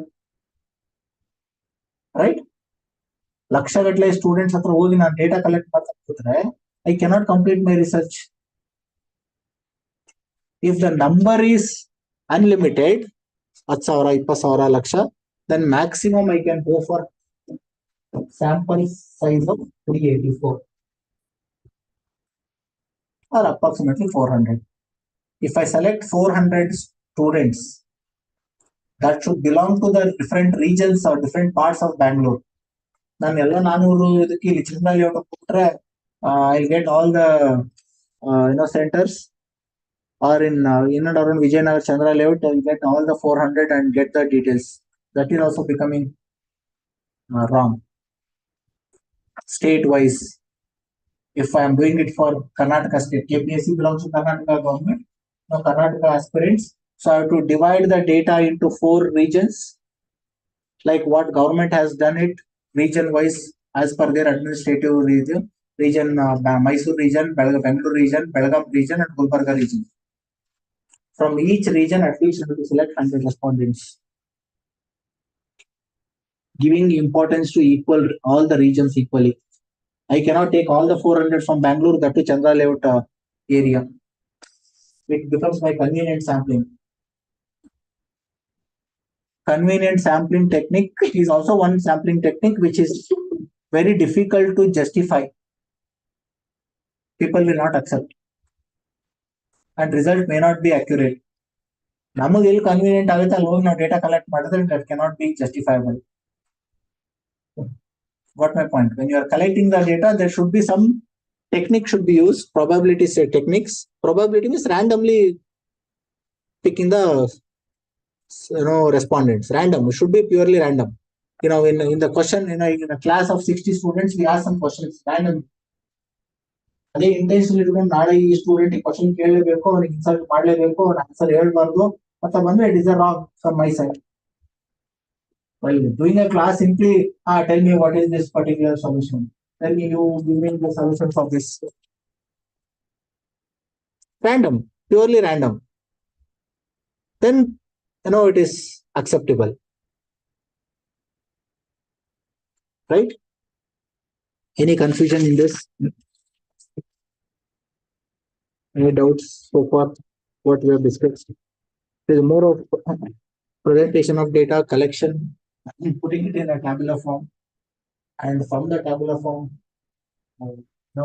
filling the gaps. Questions can be raised. Any type of questions can be asked, and there is no limit. Syllabus is very vast. Any one word in the name they can pick and ask for 10, 15, 20 marks. Questions. You cannot take a chance. Syllabus is your Bible. Every word matters. Every word, line by line, word by word matters. You cannot predict what type of questions can be asked. Regular namdu university examination pattern, students can comfortably predict the questions. ಈ unit ಇಂದ ಇದೇ question ಕೇಳಬೇಕು sir, ನಮಗೆ ಬಿಟ್ಟರೆ ಬೇರೆ ಕೇಳಕ್ chance ಇಲ್ಲ ಅಂತ. Very clear, and if they prepare accordingly, they can pass. ಈ ನಮ್ದು ಸೇಮ್ ಸಬ್ಜೆಕ್ಟ್ ನಮ್ದು ಯೂನಿಟ್ 1 ಅಲ್ಲಿ ಇದೆ ಇದು ಸ್ಟಾಟಿಸ್ಟಿಕ್ಸ್ ಅಲ್ಲಿ.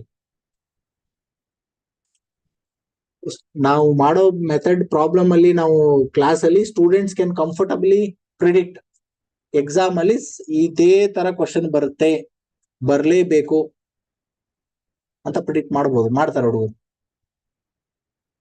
ಮೆಜರ್ಸ್ ಆಫ್ ಸೆಂಟ್ರಲ್ ಟೆಂಡೆನ್ಸಿ ಒಂದ್ ಟಾಪಿಕ್ ಬರುತ್ತೆ ನಮ್ಗಲ್ಲಿ. ಮೆಜರ್ಸ್ ಆಫ್ ಡಿಸ್ಪರ್ಷನ್ ಇನ್ನೊಂದು ಬರುತ್ತೆ. Measures of central tendency mean median mode, calculate mean median mode ಒಂದು ಪ್ರಾಬ್ಲಮ್ ಇದೇ ಇರುತ್ತೆ. Standard deviation, coefficient of variance ಒಂದು ಪ್ರಾಬ್ಲಮ್ ಬರಲೇಬೇಕು. Correlation, Carl Pearson correlation is another technique which has to be asked. Very option illa, but in your case, it is not the case. Anywhere, any type, they can frame the question. There is no boundary, there is no restriction for asking the questions from your syllabus point of view.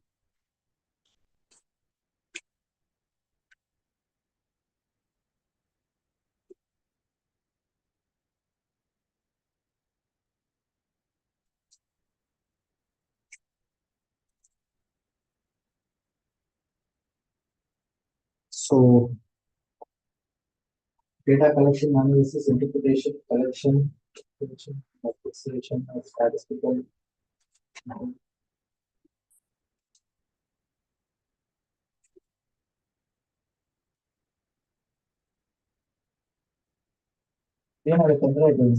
Usually, that is the way they are supposed to keep the syllabus.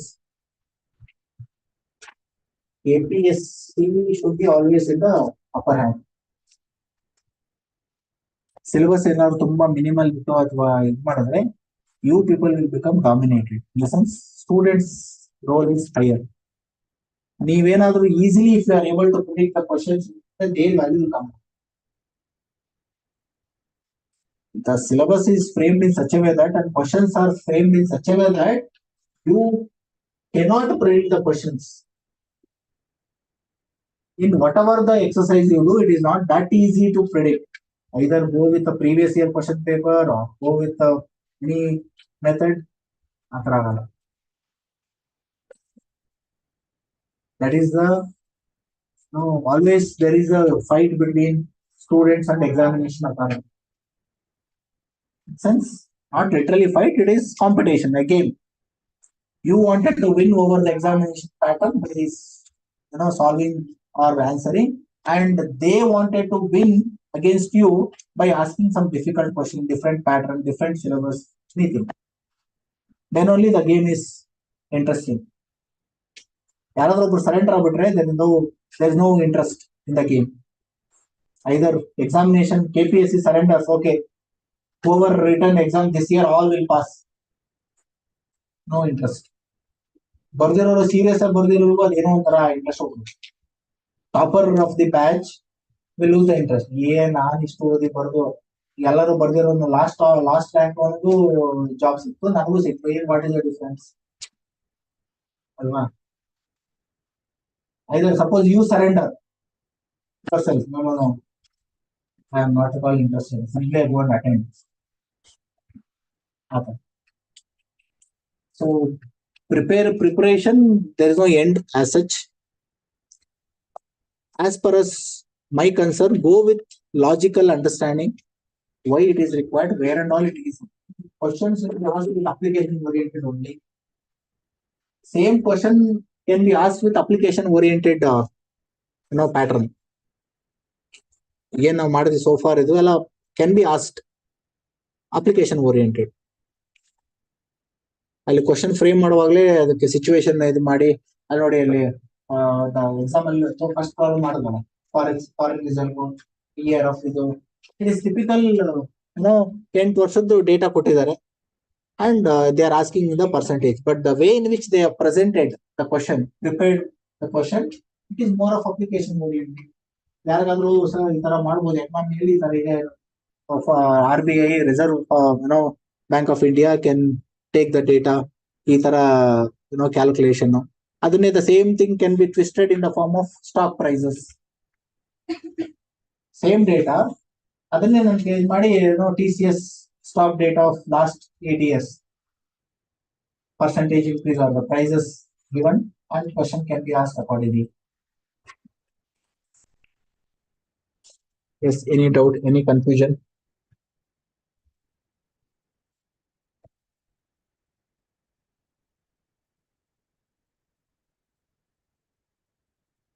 So we will stop at this point and continue in the next class.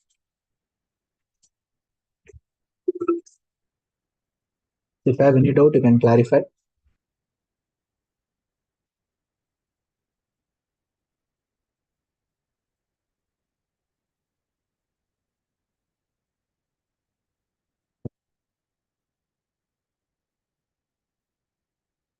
Thank you.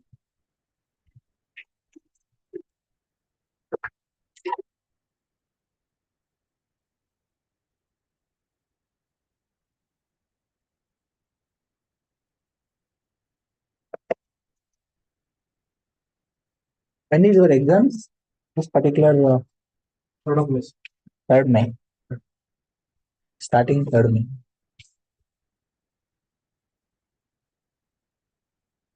Thank you.